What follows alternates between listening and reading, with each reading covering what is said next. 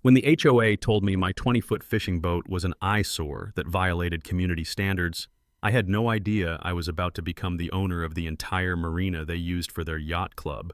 That metallic clang you're hearing, that's me locking the gate to what used to be their precious marina, trapping every single one of their fancy yachts behind chain-link fence while they scream in the background. Those same HOA board members who tried to fine me into bankruptcy over my perfectly legal fishing boat are now learning a very expensive lesson about property rights. The salt air mixed with diesel fumes and the crunch of gravel under my boots sounds a lot sweeter when you're holding all the cards and their million-dollar boats aren't going anywhere until they learn some manners. What would you do if your HOA tried to force you out over a boat that was completely legal? Drop a comment letting me know where you're watching from, and if you've ever dealt with an HOA nightmare like this. Let me back up and tell you how this whole mess started. I'm Jake Thornfield, 45 years old, retired Coast Guard mechanic who just wanted to fish in peace after a divorce that cost me everything except my sanity. When I inherited my uncle's waterfront property in Millbrook Shores, Florida, I thought I'd hit the jackpot. Beautiful sunrise view, private dock, and my pride and joy. A 1987 Boston whaler called Rusty Anchor.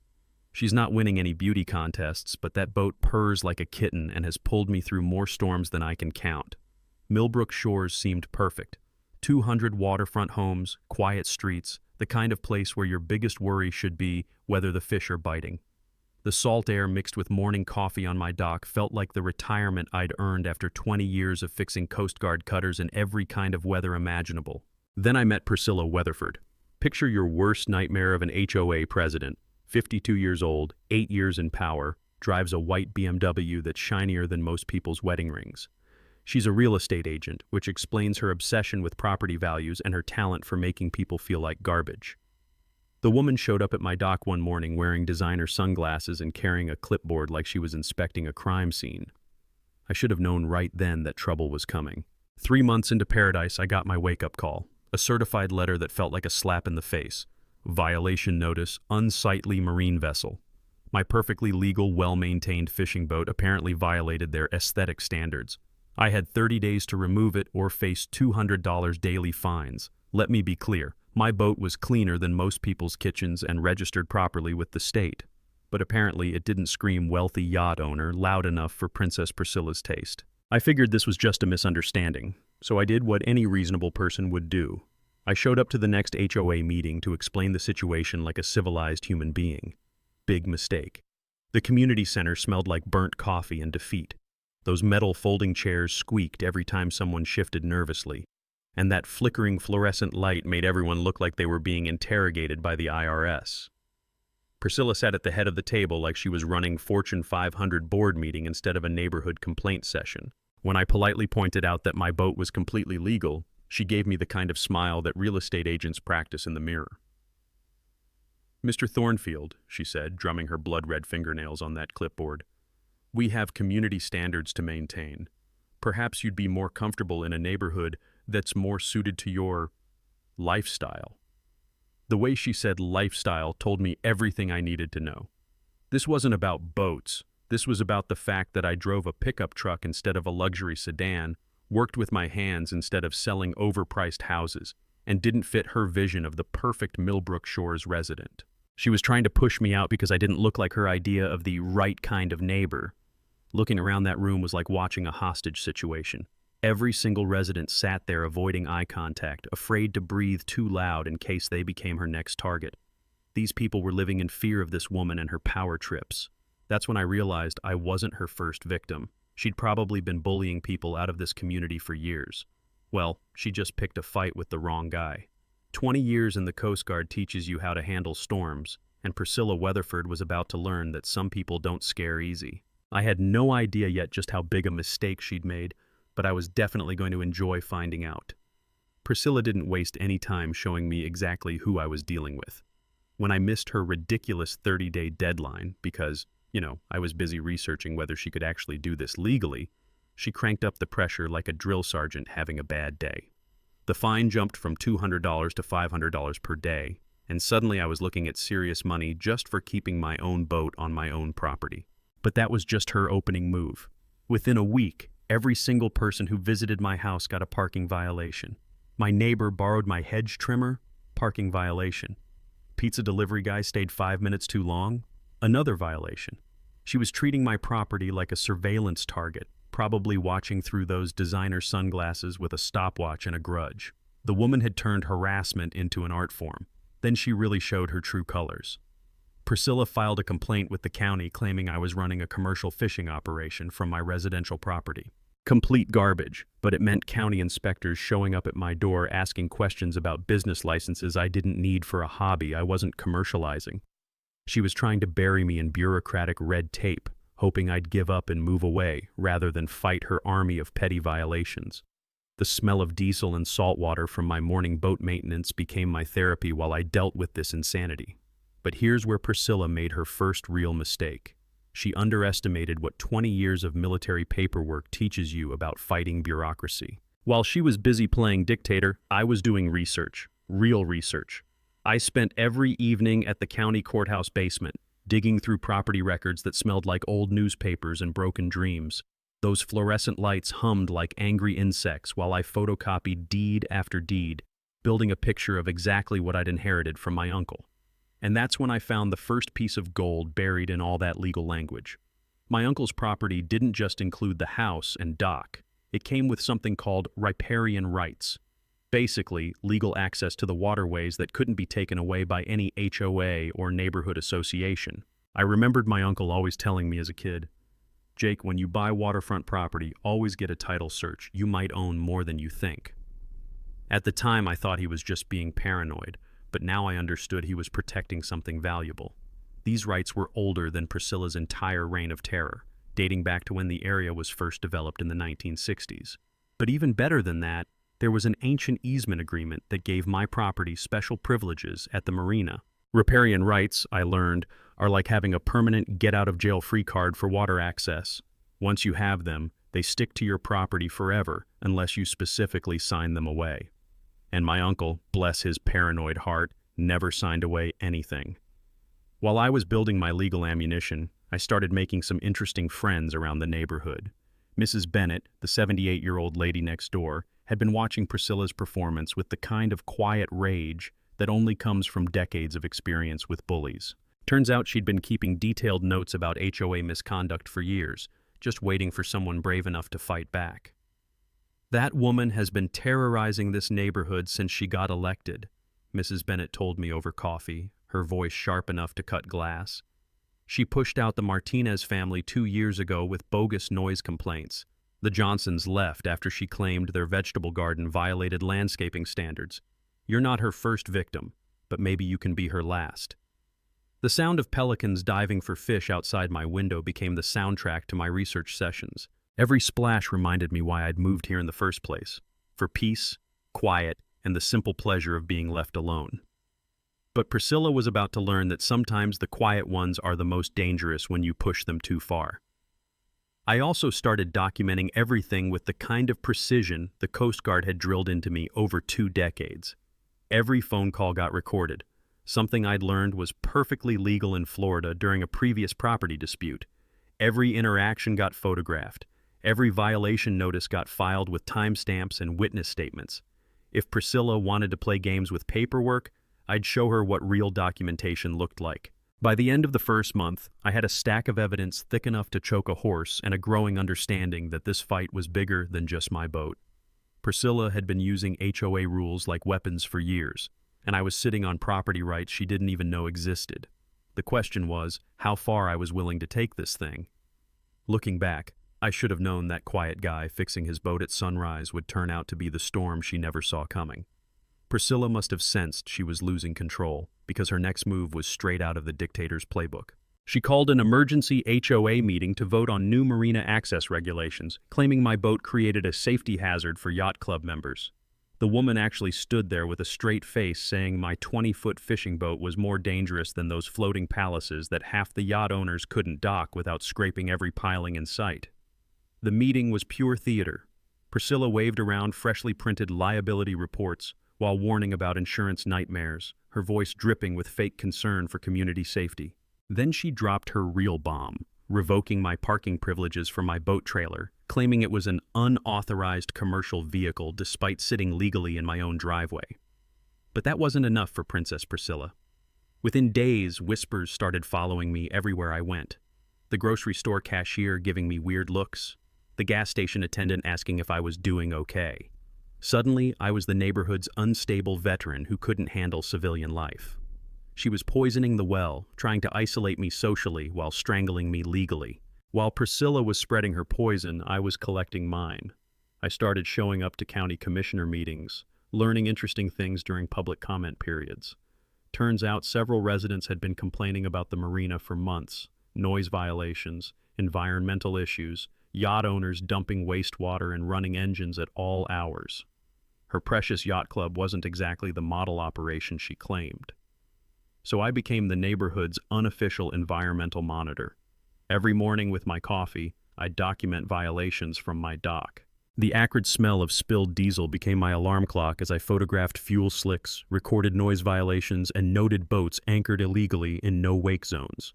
If Priscilla wanted to play the safety card, I'd show her what real safety violations looked like. That's when Dr. Sarah Martinez from the Environmental Protection Group knocked on my door. She'd heard about my situation and came armed with charts that looked like evidence in a criminal trial. "We've been documenting water quality issues downstream from that marina for 2 years," she said, spreading contamination reports across my kitchen table. If someone could get us access to monitor the actual source, the implications hung in the air like morning fog. While building my environmental case, I made a discovery that would have made my uncle proud. Hidden in his correspondence from the 1990s were letters showing the marina had originally been public access. The HOA had gradually privatized it through legal maneuvers that looked questionable at best, fraudulent at worst.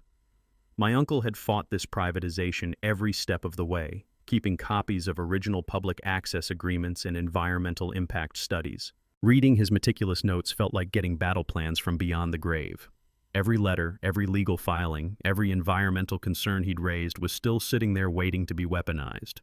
The old man had built me a legal arsenal, and I was just now finding the ammunition.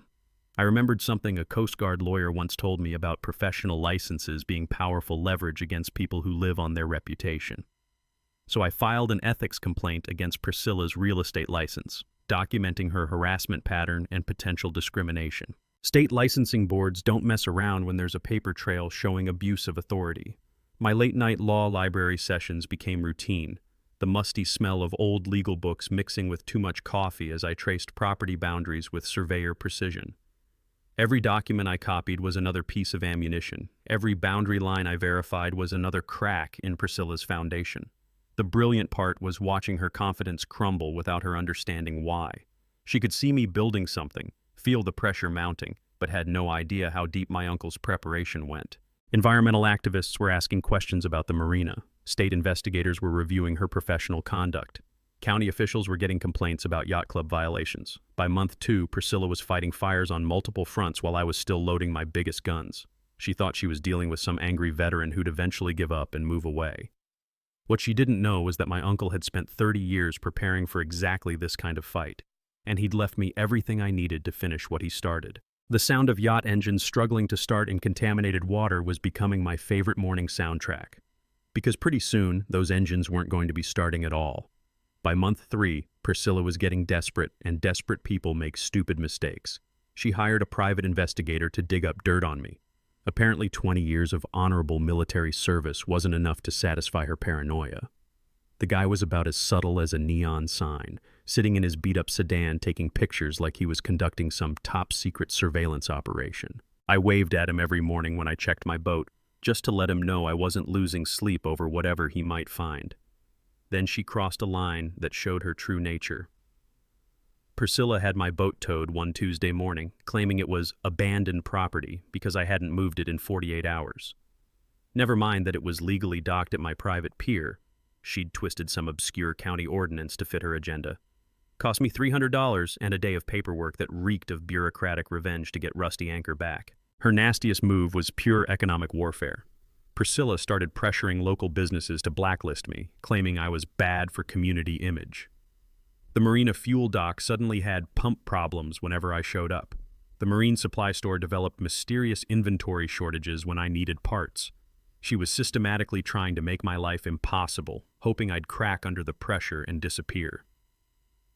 While Princess Priscilla played these petty games, I was about to uncover the nuclear option my uncle had left me. Hidden in a safety deposit box were underwater property surveys from the 1960s showing that I owned not just the waterfront lot, but 2 additional underwater parcels that controlled access to the entire marina. The Marina company had been paying rent to the HOA for 15 years, to the wrong people. Reading those surveys felt like finding buried treasure. These underwater parcels were positioned like a bottleneck at the marina entrance. I remembered my uncle always saying that in coastal areas, water access rights are often worth more than the land itself, and whoever controls that access controls everything. Now I understood why he'd fought so hard to keep these parcels out of HOA hands. The legal implications hit me like a tsunami. Every yacht club lease was built on sand. Every marina fee Priscilla's HOA had collected was potentially fraudulent. Environmental permits would need complete refiling under correct ownership. I was holding paperwork that could unravel 15 years of her carefully constructed empire. My uncle's journals became my battle manual that weekend. He'd documented every pressure campaign, every attempt to force him out, every legal trick they'd used against neighbors who didn't fit their vision. His final entry, written months before he died, read like a prophecy. If they come after you like they came after me, remember that the most valuable rights are often the ones they forget to steal. Mrs. Bennett transformed from quiet neighbor into intelligence goldmine, revealing that fed-up residents had been secretly documenting HOA misconduct for years. "We've been waiting for someone with the backbone to fight back," she said, sliding me a folder thick with violation notices, discriminatory enforcement patterns, and financial irregularities. "That woman's been bleeding this community dry while padding her own wallet." Dr. Martinez's environmental testing was turning into Priscilla's worst nightmare. Water contamination levels were approaching EPA intervention territory, and I had documentation of dozens of unreported fuel spills and waste violations from the yacht club. What started as HOA harassment was evolving into potential federal criminal charges. During my morning coffee ritual, watching sunrise paint the water that shimmered with oil slicks from careless yacht owners, I realized Priscilla had been fighting a war she'd lost before it started. My uncle had built the ultimate legal fortress, and I was finally ready to use it. The beauty of underwater property rights is that most people don't even know they exist. Marina operators, yacht club members, even HOA dictators can spend decades thinking they control water access, never realizing someone else holds the actual keys to their kingdom. It's like thinking you own a building when someone else owns the only road to reach it. I made the call that would change everything. "Marina management, this is Jake Thornfield. We need to discuss your lease agreements immediately. Turns out you've been paying rent to people who don't actually own what you're renting." The dead silence on the other end told me everything I needed to know. That afternoon, I walked down to my dock and watched million-dollar yachts bobbing peacefully in water they thought they controlled. The irony was delicious. All those fancy boats were about to become very expensive lawn ornaments, and their owners had no idea the trap was already closing around them. Priscilla's empire was built on stolen land, and the real owner was finally ready to foreclose. The musty smell of that bank vault will stay with me forever, because that's where I discovered my uncle had left me the nuclear option.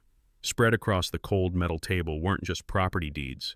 They were the keys to Priscilla's entire kingdom. 3 separate parcels, the waterfront house everyone knew about, and 2 underwater sections that formed a perfect stranglehold on the marina entrance. My hands were actually shaking as I read the handwritten note. "Jake, if you're reading this, they probably tried the same tricks on you they tried on me. Here's how you win." The underwater surveys hit me like a physical punch. For 15 years, the Marina Management Company had been paying rent to the HOA for property they never actually owned. It was like discovering someone had been collecting rent on your house while you were deployed overseas. My uncle had kept these parcels out of HOA hands specifically to prevent exactly what Priscilla was doing to me. But the real bombshell was buried in the original 1960s development agreement. The marina's current private status was built on complete legal fiction. The original deal required public water access forever, not just for yacht club members, but for the entire community. The HOA had stolen this access through backroom deals that would make a mob lawyer proud. Every exclusive arrangement, every yacht club privilege, every dollar they'd collected was built on fraud.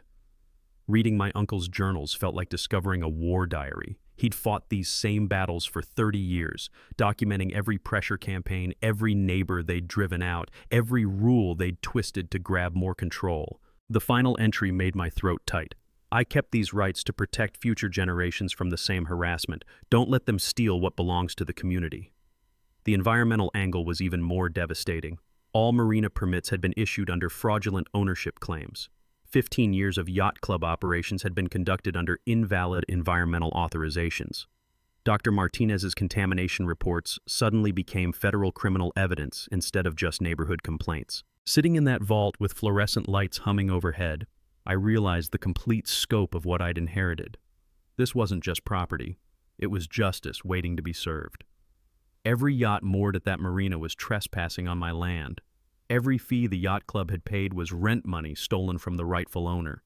Every exclusive privilege they'd enjoyed was built on stolen community resources.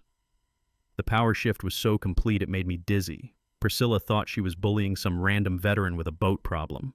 What she'd actually done was pick a fight with the guy who owned the ground she was standing on. I could shut down the entire marina tomorrow, demand 15 years of back rent, or require complete environmental remediation at yacht club expense. But my uncle's final lesson was the most important. Property rights are like icebergs. Most people only see what's above water. The real power is always hidden underneath. Use it to protect the community, not just yourself. The taste of stale bank air mixed with the sweet flavor of incoming justice as I carefully packed those documents. Priscilla had spent months trying to force me out with petty harassment and illegal fees. Now I was about to show her what real power looked like. Walking out of that bank, I felt my uncle's presence like he was walking beside me. He'd spent 3 decades building the perfect legal fortress, and now it was time to find out what happened when an unstoppable force met an immovable HOA president. The war was about to end, and Priscilla had no idea she'd already lost. Time to assemble my war council and plan the final offensive. First call went to David Bennett, Mrs. Bennett's nephew and a maritime lawyer who practically salivated when I explained the situation. 15 years of fraudulent marina leases with environmental violations? Jake, this is the kind of case that makes law school professors weep with joy, he said. And considering what they put my aunt through, I'll take it pro bono just for the pure satisfaction of destroying them. David brought his partner Sarah Kim, an environmental lawyer who'd been hunting for exactly this kind of corruption case. Within hours, my kitchen table looked like mission control for D-Day. Legal briefs scattered like confetti, property surveys overlapping environmental reports, and enough coffee cups to keep a submarine crew awake for a month. The aroma of fresh legal documents mixed with increasingly stronger coffee became our battle anthem. Mrs. Bennett dropped her biggest bombshell yet. Jake, meet the silent witnesses. Turns out half the neighborhood had been secretly documenting Priscilla's reign of terror for years. Every bogus violation, every selective enforcement scam, every dollar that disappeared from community funds, we've been keeping records like the IRS preparing for Al Capone, she said, producing manila folders thick enough to stop bullets. These people had been building a criminal case without even realizing it. Our legal strategy was elegantly brutal.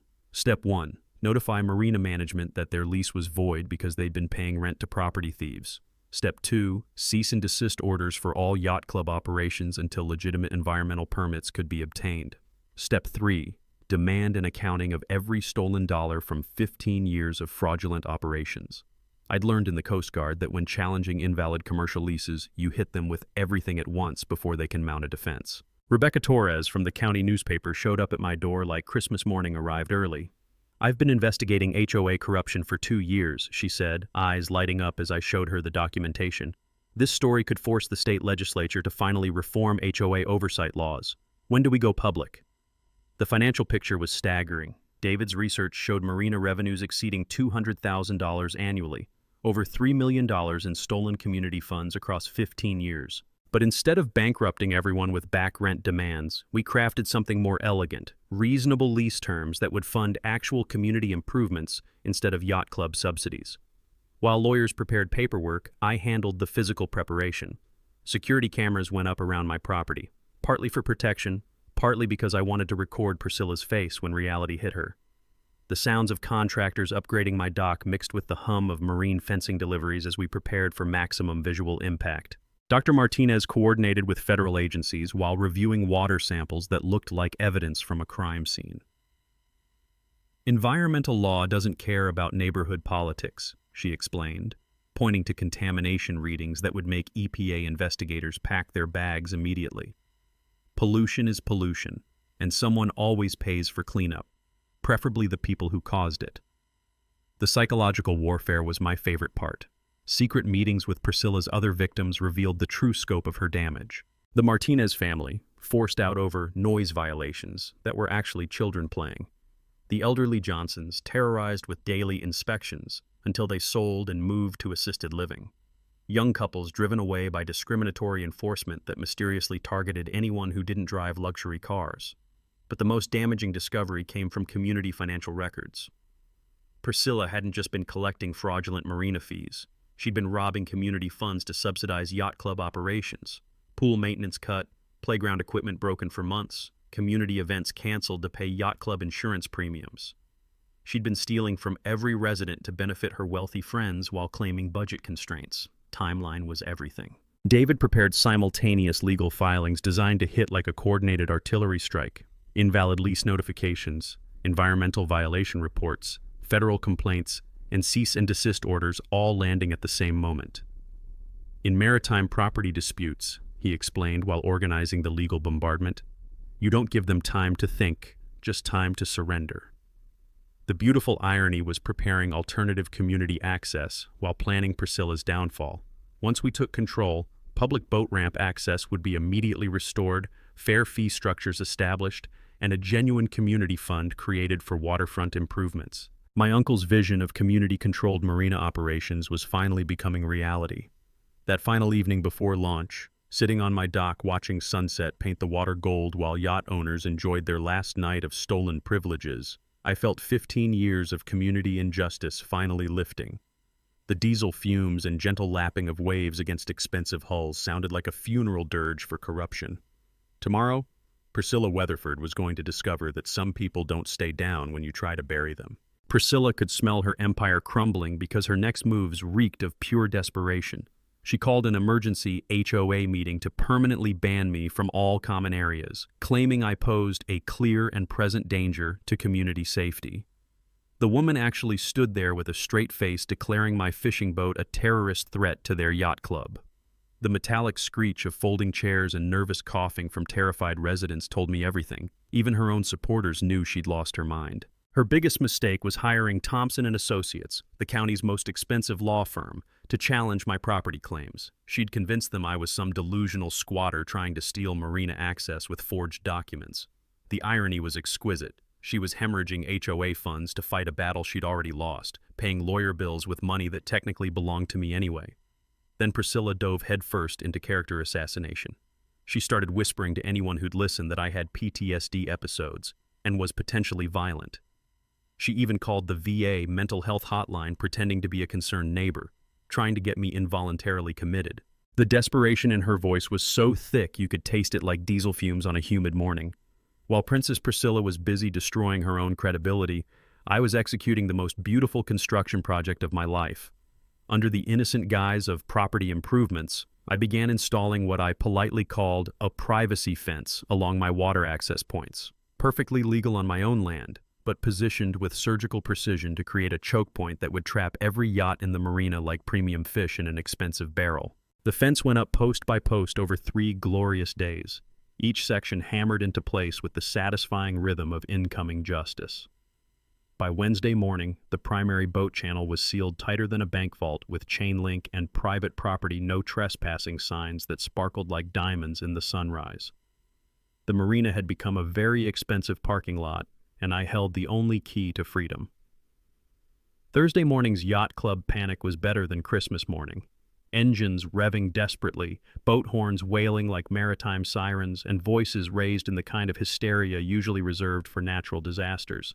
The acrid smell of burning diesel mixed with the sweet perfume of wealthy people's meltdown as they realized their million-dollar toys had become glorified pool decorations. Priscilla's phone exploded before 7 a.m., yacht owners demanding immediate action, threatening lawsuits, and generally having nuclear meltdowns like toddlers whose sandbox had been confiscated. She frantically called county officials to have my fence declared illegal, but you can't violate property laws when you're building on land you actually own.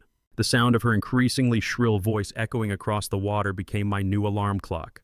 The legal scrambling turned into pure theater. Priscilla's high-priced lawyers discovered that my property claims weren't just valid, they were carved in legal stone. Marina management immediately stopped paying HOA rent and started begging for direct negotiations with me. Yacht club legal threats evaporated faster than morning mist when their attorneys realized they had zero standing to demand access across private property they'd never owned. Rebecca Torres's newspaper expose, Marina Wars, When Yacht Club Privilege Meets Property Rights, hit like a bombshell. The online comments became a battlefield between outraged yacht owners crying persecution and regular residents celebrating someone finally fighting back against HOA tyranny. #Marina Meltdown started trending locally as people shared their own stories of HOA harassment and overreach. The most satisfying part was watching Priscilla's power structure collapse like a house of cards in a hurricane. Board members who'd rubber-stamped her reign of terror suddenly developed amnesia about their involvement. Neighbors who'd cowered in silence for years started publicly sharing their own horror stories. Even her husband Bruce began making elaborate excuses to avoid being seen with her at the grocery store. The pressure was eating her alive. Priscilla's trademark perfect appearance started showing stress fractures, hair slightly disheveled, makeup smudged from phone calls, that pristine white BMW looking like she'd been conducting crisis management sessions in the driver's seat. Mrs. Bennett reported seeing her pacing her driveway at 2 a.m., phone glued to her ear like she was coordinating wartime damage control. County officials found themselves trapped in bureaucratic quicksand. They couldn't force me to remove legal improvements from my own property, but wealthy yacht owners were breathing down their necks demanding action. The whole situation had become a legal puzzle with me holding every piece. Meanwhile, I maintained my neighborly charm, cheerfully waving at stranded yacht owners while offering helpful suggestions about crane services for overland boat removal. The symphony of frustrated marine engines searching for non-existent escape routes became my morning entertainment, especially when harmonized with Priscilla's increasingly desperate damage control calls. She still believed this was about a fence and some boats. The poor woman had no idea the real tsunami was still building offshore. With her yacht club hostages trapped behind my fence, Priscilla's desperation reached nuclear levels. She tried having my fence declared an illegal structure, claiming it violated imaginary setback ordinances. When that failed, she organized what she called community emergency meetings, basically angry rich people plotting in her living room, while the sound of their frustrated voices drifted across the water like the wails of expensive ghosts. Her economic warfare campaign became truly pathetic. Priscilla pressured every business in town to blacklist me, threatening to pull her real estate referrals if they served that dangerous veteran. She tried to get my bank to freeze my accounts, my insurance company to drop my coverage, even attempted to have my grocery store loyalty card canceled. The woman was so desperate she was weaponizing supermarket points programs. But then Priscilla crossed into genuinely dangerous territory. She started telling anyone who'd listen that I was planning to sabotage the trapped boats, claiming she'd witnessed me near the marina at night with explosive devices. Complete insanity, but it brought sheriff's deputies to my door for wellness checks. The officers looked embarrassed to be there, especially when I offered them coffee and showed them my perfectly legal construction permits. While Priscilla was busy destroying what remained of her sanity, I discovered something that made my blood run cold. Mrs. Bennett's late-night surveillance revealed that Priscilla had been meeting with known marina vandals, apparently discussing ways to damage my fence and blame it on equipment failure. She was planning actual sabotage while accusing me of the same thing. The woman had completely lost touch with reality. That's when I made the most important phone call of this entire war. "Rebecca, it's Jake. I need cameras rolling tomorrow night. Priscilla's about to do something that'll land her in federal prison, and I want it documented." The excitement in the reporter's voice was like Christmas morning. She'd been waiting months for this story to explode into something bigger than neighborhood drama. Dr. Martinez's environmental investigation had evolved into a federal case that would make Priscilla's other problems look like parking tickets. Water contamination levels were approaching Superfund site territory, and my documentation of unreported spills had triggered EPA criminal investigations. The yacht club's casual pollution wasn't just community vandalism anymore. It was environmental crime with prison sentences attached. The pressure cooker was about to explode. Marina management offered me a 50-50 partnership just to avoid bankruptcy from customer refunds. Several yacht owners were quietly hiring crane companies to remove their boats overland. abandoning the marina entirely rather than wait for Priscilla's war to end. The smart money was jumping ship faster than rats fleeing a sinking vessel. But the most satisfying development was watching Priscilla's world collapse in real time. Her husband Bruce had moved out completely, filing separation papers that cited irreconcilable differences and public embarrassment. Her real estate license was under state investigation for ethics violations. Even her closest HOA allies were scheduling sudden vacations to avoid being associated with her increasingly unhinged behavior. The smell of her desperation was stronger than diesel fumes on a windless day. Mrs. Bennett reported seeing her wandering the marina perimeter at 3 a.m., talking to herself and occasionally screaming at the trapped boats like they were personally responsible for her downfall. The perfectly controlled HOA president had devolved into the neighborhood crazy lady in less than 6 months. Local media attention had exploded beyond anything I'd imagined. Marina Wars was getting picked up by regional news networks as a symbol of HOA reform movements across the state. Television crews were camping out, interviewing everyone from yacht owners to environmental activists. Priscilla's attempts to spin the story were backfiring spectacularly as more victims of her harassment came forward publicly. The financial bleeding was accelerating. Legal bills were draining HOA reserves faster than a torpedo hole in a battleship. Yacht club members were facing thousands in storage fees for boats they couldn't move. Marina management was hemorrhaging money on refunds and reputation damage. Everyone was losing money except me, and I was sitting on property rights worth millions. Town officials finally scheduled the emergency meeting everyone had been demanding, promising live television coverage and public comment periods. The community center was already booked beyond capacity, with overflow crowds expected. This was Priscilla's last chance to salvage something from the wreckage of her empire.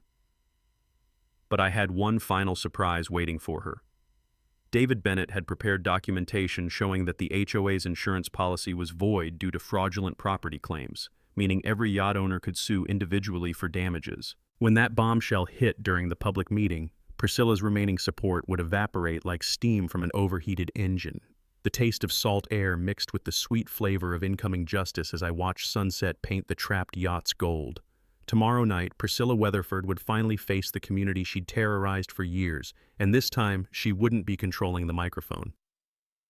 The community center was packed like a sardine can when I walked in that Thursday night, the smell of nervous sweat and burnt coffee mixing with the electric tension of a crowd hungry for justice.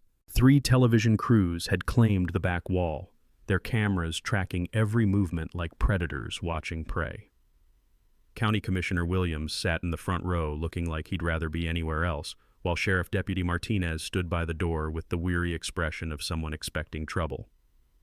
I entered with David Bennett carrying a briefcase that clinked with the sound of 15 years' worth of evidence, and Dr. Martinez clutching environmental reports thick enough to choke a whale.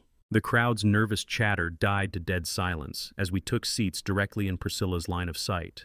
Her perfectly applied makeup couldn't hide the fact that her hands were trembling like autumn leaves in a hurricane.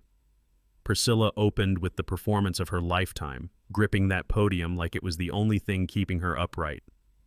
"We're here tonight because one selfish individual has decided to terrorize our peaceful community," she began, her voice carrying the fake authority of someone trying to convince themselves they still had power. "Mr. Thornfield moved into our neighborhood and immediately began destroying everything we've built with frivolous lawsuits and property destruction.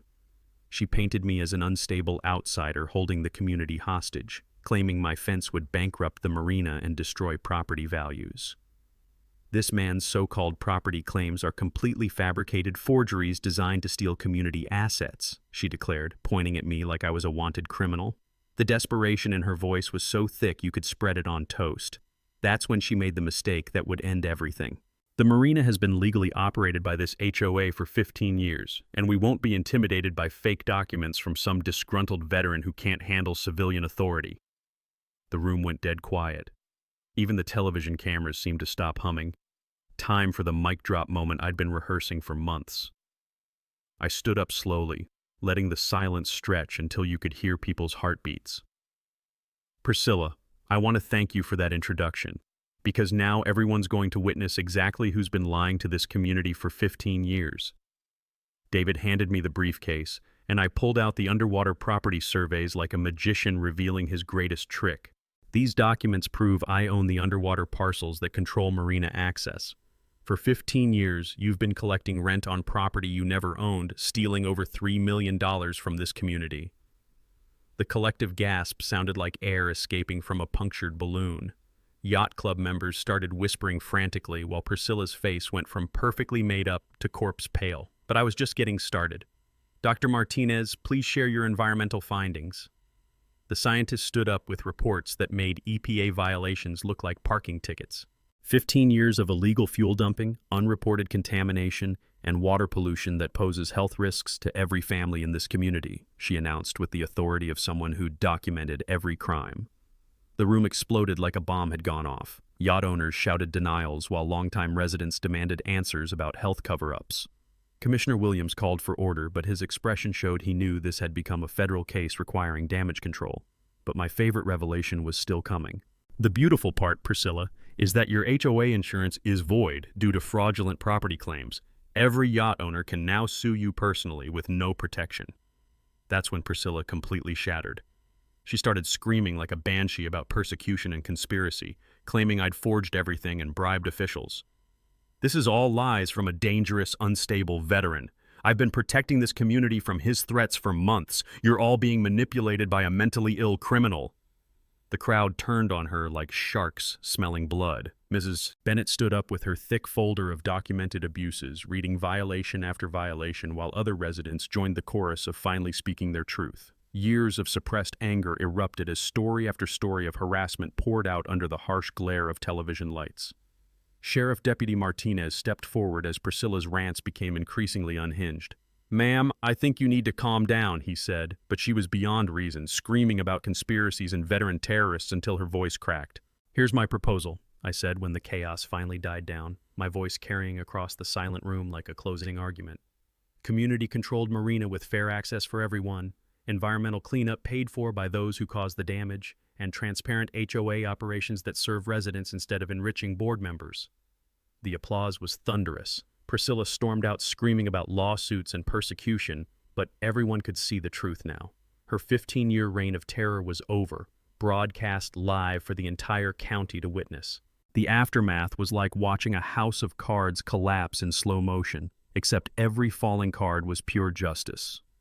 Within 48 hours of Priscilla's televised meltdown, she resigned from the HOA board in disgrace while the Marina Management Company practically crawled to my door begging for new lease terms. The yacht club agreed to fund complete environmental cleanup rather than face federal prison time, and suddenly everyone wanted to be my best friend. The transformation happened with breathtaking speed. We reopened the marina with genuine community access for the first time in 15 years. The sound of families laughing replacing the entitled complaints of yacht club members, kids learning to fish from the public pier, weekend warriors launching kayaks, elderly couples enjoying sunset cruises they could finally afford. The water came alive with the community spirit my uncle had always envisioned. Mrs. Bennett's landslide election as HOA president brought transparency that would have made government watchdogs weep with joy. Her first act was implementing open-book financial policies and resident oversight committees that made future corruption impossible. The silent witnesses evolved into community guardians, ensuring no future dictator could terrorize their neighbors. The smell of fear that had hung over neighborhood meetings was replaced by the sweet aroma of actual democracy. My boat, Rusty Anchor, became the unofficial mascot of our revolution, kids waving from shore when I headed out for sunrise fishing trips that started this whole adventure. The marina buzzed with activity from dawn to dusk, teenagers learning to sail, families teaching kids to water ski, fishing guides bringing in tourist dollars that benefited everyone instead of just yacht club members. The sound of diverse voices and genuine laughter had replaced Priscilla's authoritarian silence. The legal reckoning was absolutely delicious. Priscilla's real estate license was permanently revoked after investigators uncovered years of ethics violations and discriminatory practices. Her divorce became tabloid entertainment for the local newspaper, with Bruce citing public humiliation and financial misconduct in court filings. She fled the state like a criminal skipping bail, last seen trying to rebuild her reputation in some unsuspecting community that had no idea what was coming. Dr. Martinez's environmental cleanup became a federal success story, attracting university partnerships and government funding that transformed our contaminated marina into a model ecosystem. Fish populations returned that hadn't been seen in decades, water clarity improved dramatically, and the whole area became a living laboratory for coastal restoration. The EPA actually uses our recovery as an example of how communities can reverse years of corporate environmental damage. But the most meaningful transformation was personal. The Thornfield Maritime Heritage Scholarship now funds Coast Guard families' education using marina revenues that once disappeared into yacht club bank accounts. Our annual Community Marina Festival celebrates victory over corruption while honoring the waterfront traditions my uncle died protecting. Every scholarship recipient, every family enjoying affordable marina access, every kid learning to fish from our public pier carries forward his legacy of community over privilege. Property values soared after we eliminated artificial yacht club restrictions, proving that community access creates more wealth than manufactured scarcity. Young families flooded in, attracted by affordable marina access and transparent governance. The neighborhood transformed from an exclusive enclave for wealthy retirees into a thriving community where working families could afford waterfront dreams. The ripple effects spread far beyond our little marina. Our story inspired HOA reform legislation, property rights advocacy groups, and communities across the state fighting similar battles against neighborhood dictators. Former victims of Priscilla's harassment returned as community leaders, and families driven out by discriminatory enforcement came home to find neighbors who celebrated diversity instead of punishing it. Every morning, sipping coffee on my dock while rusty anchor bobs in water I fought to keep free, I'm surrounded by the sounds of a community that finally belongs to the people who live in it.